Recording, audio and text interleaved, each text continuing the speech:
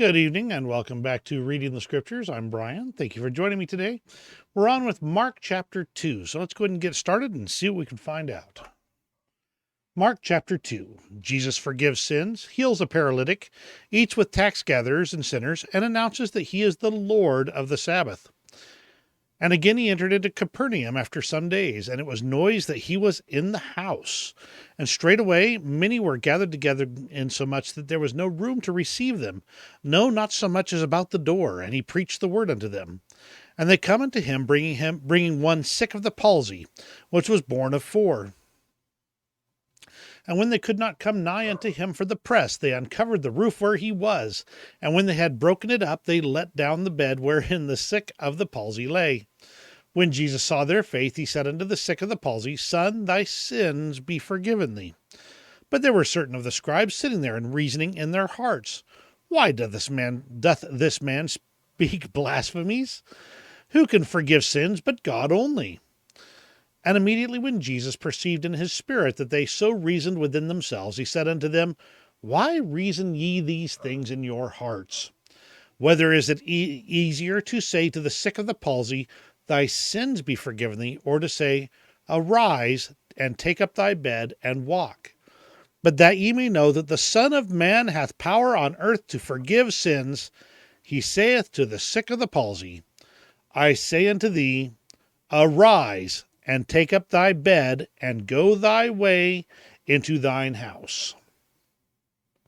And immediately he arose, took up the bed, and went forth before them all, insomuch that they were all amazed, and glorified God, saying, We never saw it on this fashion. And he went forth again by the seaside, and all the multitude resorted unto him, and he taught them. And as he passed by, he saw Levi, the son of Alphaeus, sitting at the receipt of custom, and said unto him, Follow me. And he arose and followed him. And it came to pass that, as Jesus sat at meat in his house, many publicans and sinners sat also together with Jesus and his disciples. For there were many, and they followed him. And when the scribes and Pharisees saw him eat with publicans and sinners, they said unto his disciples, How is it that he eateth and drinketh with publicans and sinners? When Jesus heard it, he saith unto them, They that are whole have no need for a physician, but they that are sick. I came not to call the righteous, but sinners to repentance. And the disciples of John and of the Pharisees used to fast. And they come and say unto him, Why do the disciples of John and of the Pharisees fast, but thy disciples fast not? And Jesus said unto them, Can the children of the bride chamber fast while the bridegroom is with them? As long as they have the bridegroom with them, they cannot fast. But the days will come when the bridegroom shall be taken away from them, and then shall they fast in those days. No man also seweth a piece of new cloth on an old garment, else the new piece that filled it up taketh away from the old, and the rent is made worse.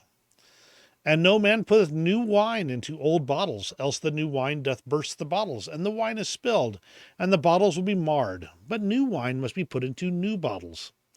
And it came to pass that he went through the cornfields on the Sabbath day, and his disciples began, as they went, to pluck the ears of corn. And the Pharisees said unto him, Behold, why do they on the Sabbath day that which is not lawful? And he said unto them, Have ye never read what David did when he had need and was an hungered, he and they that were with him?